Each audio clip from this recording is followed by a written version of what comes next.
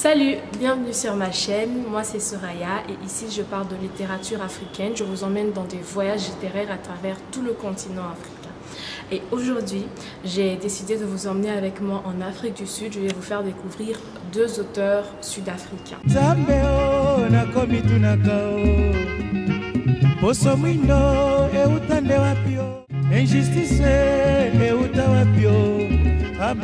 Alors aujourd'hui, j'ai choisi de vous parler de Une saison blanche et sèche, écrit par André Brink, et Le sable des Blancs, écrit par Lewis Nkosi, tous les deux de l'Afrique du Sud. Et j'ai choisi de parler de ces deux romans en même temps parce que les deux abordent le thème de l'apartheid. Donc, avant de vous parler des deux romans en détail, je vais vous parler un peu de l'apartheid vite fait et vous donner aussi quelques dates clés en ce qui concerne l'apartheid en Afrique du Sud. L'apartheid est un mot afrikaans dérivé du français qui signifie « mise à part ». L'apartheid est un régime de ségrégation basé sur des critères raciaux ou ethniques, avec des pratiques comme le fait qu'il y ait des postes uniquement réservés aux Blancs ou encore des zones géographiques, des restaurants, des bars uniquement pour les Blancs. Alors, quelques dates clés sur l'apartheid en Afrique du Sud. 1913, début des lois racistes, des lois foncières qui donnent accès à 80% des terres du pays aux Blancs qui ne sont pas majoritaires. 1948, début de l'apartheid, mise en place des mesures racistes, interdiction des mariages entre blancs et noirs, instauration du passeport. Entre 1950 et 1959, il y a des lois de séparation. La population sud-africaine est classée en 4 catégories, blancs, métis, noirs et indiens. Leurs droits dépendent de cette classification. En 1962, Mandela, qui est une grande figure de la lutte contre l'apartheid en Afrique du Sud, entre en prison. En 1976, il y a les émeutes de Soweto.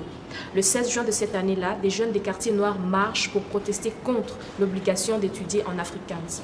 Plusieurs jeunes sont tués et plus tard, en 1994, le 16 juin est instauré comme Journée mondiale de l'enfant africain. 1991, une date très importante, la fin de l'apartheid. Donc voilà pour ce qui est des quelques dates essentielles en ce qui concerne l'apartheid en Afrique du Sud. Je vais maintenant vous parler des romans. Commençons par Une saison blanche et sèche de André Brink. Voilà. Alors, présentation de l'auteur. Qui est André Brink? André Brink est né en 1935 et il est mort en 2015. Il est né dans une famille africanaire descendant de colons Boers. Son père était magistrat et sa mère institutrice. Il effectue des études supérieures en Afrique du Sud. Il obtient une licence, 2 maîtrises et un diplôme d'aptitude à l'enseignement. Il poursuit ses études de littérature comparée en France à la Sorbonne, où il rencontre pour la première fois des étudiants noirs qui sont traités sur le même pied d'égalité que tous les autres étudiants.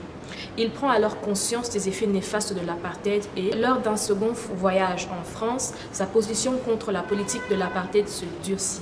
Et d'ailleurs, cela se ressent dans plusieurs de ses romans qui abordent ce thème. Donc c'est à partir de son voyage en France que André Brink commence à se révolter parce qu'il voit qu'ailleurs les choses se font autrement, etc. Et dans ses romans, du coup, le thème de l'apartheid revient souvent. Alors, dans Une saison blanche et sèche dont je vais vous parler aujourd'hui, de quoi est-ce qu'il est question? C'est l'histoire de Ben Dutoit, un professeur d'histoire blanc qui se lie en quelque sorte d'amitié avec le jardinier qui travaille dans l'école où il enseigne. Ce jardinier s'appelle Gordon et il a un fils qui s'appelle Jonathan. Et Ben Dutoit, à un moment, commence à payer les études de Jonathan.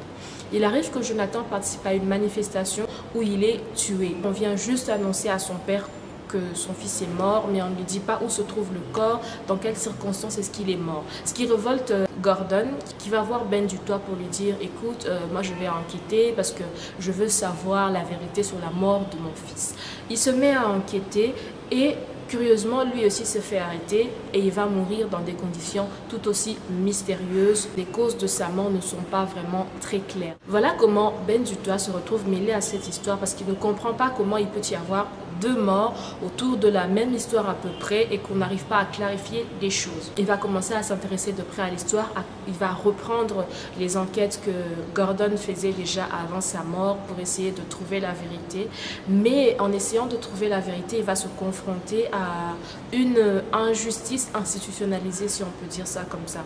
Parce que ceux qui sont censés protéger la population, apparemment, ils ne protègent qu'une certaine tranche de la population. Les Noirs qui vont oser réclamer, oser manifester, finissent par mourir. On voit un peu le cheminement de Ben du Doigt. Au début, il est naïf, il croit qu'il y a une justice dans ce monde où règne l'apartheid. Il pense que, en tout cas, ceux qui ont causé la mort de Gordon et de Jonathan seront arrêtés. Mais les choses ne se passent pas comme ça. Et au contraire, lui-même devient l'ennemi de la communauté blanche, en fait. La communauté blanche commence à le voir comme un traître, même sa femme n'est pas de son côté.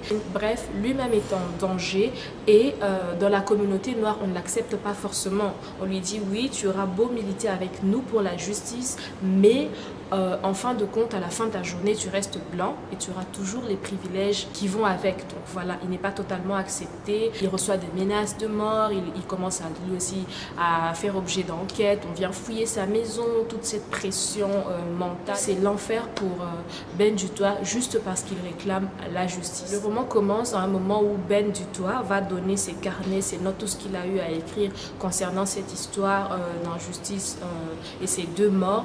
Il va déposer tous ses carnets chez un de ses amis qui est écrivain pour qu'il raconte cette histoire, pour qu'il en parle. Du coup, le long du roman, on a parfois la troisième personne où l'écrivain relate les faits. Et à un moment, on lit comme un journal, comme si c'était Ben du Doigt qui parlait à la première personne. Et il y a une phrase à la fin du roman qui est très forte, je trouve, qui en appelle à briser le silence face à l'injustice. Je vais vous la lire. Tout ce que l'on peut espérer, tout ce que je puis espérer n'équivaut peut-être à rien d'autre que ça. Écrire, raconter ce que je sais pour qu'il ne soit plus possible de dire encore une fois « je ne savais pas ».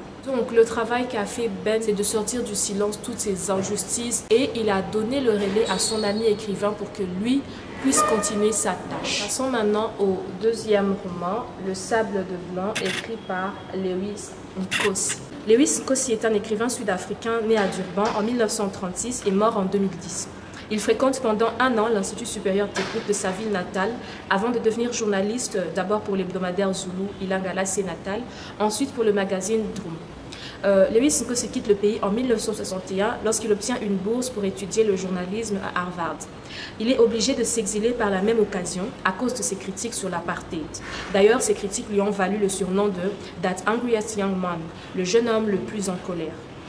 Alors, il ne reviendra au pays qu'en 1991, après la fin de l'apartheid bien sûr. Il a publié plusieurs pièces de théâtre, essais et romans, et le roman dont je vais vous parler aujourd'hui est son premier roman. Voilà, Le Sable de Blanc, premier roman de Lewis Nkosi, un auteur sud-africain. Alors, déjà le titre annonce un peu la couleur, bref, on comprend le pourquoi du titre une fois qu'on a lu le roman, mais je vais vous expliquer. Le Sable des Blancs fait référence à une plage, d'accord? Parce que tout commence sur une plage où on a d'un côté le côté réservé aux noirs et de l'autre le côté réservé uniquement aux blancs. Et il y a une ligne de démarcation très claire pour que les noirs ne traversent pas du côté des blancs. Et donc c'est l'histoire d'un jeune étudiant noir, Sibia, qui est condamné à mort parce qu'il a eu des relations sexuelles avec une blanche. Et la blanche prétend avoir été violée. Sibia de son côté explique que ce n'était pas un viol, que c'était une relation totalement consentie, mais personne ne veut l'écouter. On dirait que le fait d'être noir le rend déjà coupable et il finit condamné à mort. Bien sûr, il n'y a pas de suspense parce qu'on sait déjà qu'il va mourir d'après les synopsis et même d'après l'incipit. Dès la première phrase, on sait qu'il va mourir parce qu'il vient d'être condamné à mort. Donc voilà, il n'y a pas de suspense, on suit juste le long du roman le ressenti de quelqu'un qui va être condamné à mort. Sibia explique son histoire, il parle un peu de l'apartheid, du fait qu'il se soit fait renvoyer de l'université parce qu'il avait participé à une manifestation, parce qu'il protestait contre certaines injustices. On entre un peu dans la vie d'une victime de ces mesures raciales.